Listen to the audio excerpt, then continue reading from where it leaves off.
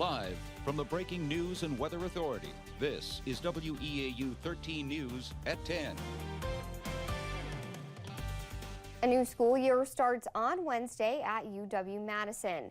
With the overturn of Roe v. Wade in June, it's creating questions for some students as they return to campus.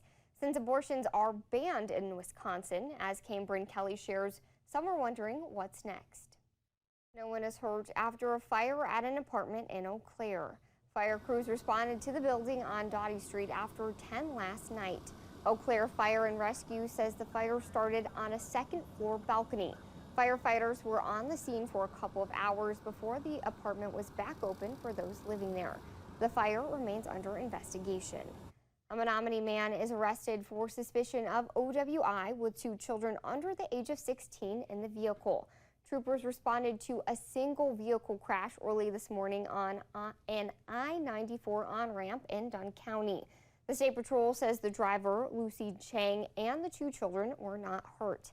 A trooper says they observed signs of impairment and began an investigation, including a field sobriety test. Chang was then arrested and taken to the Dunn County Jail.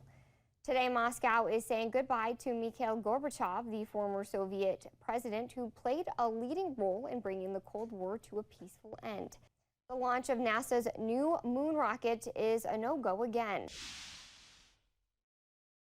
This holiday weekend, the Ho-Chunk Nation is holding a powwow honoring Andrew Blackhawk, the man who gave them the land they are celebrating on.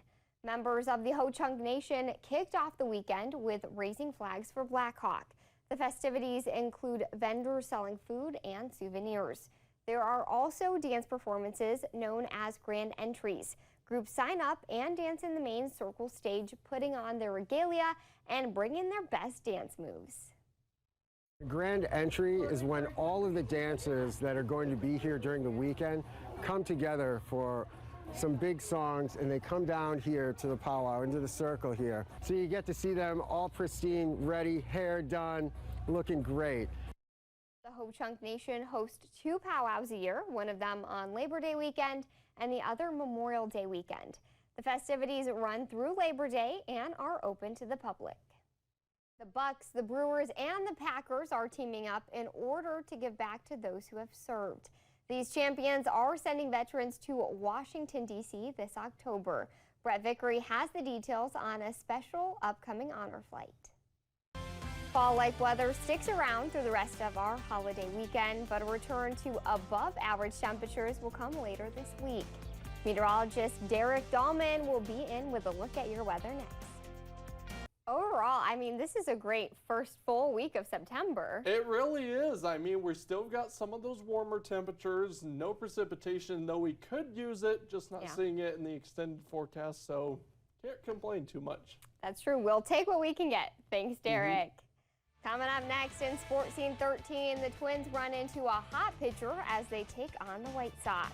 And UW Eau Claire football has a thriller in their first game.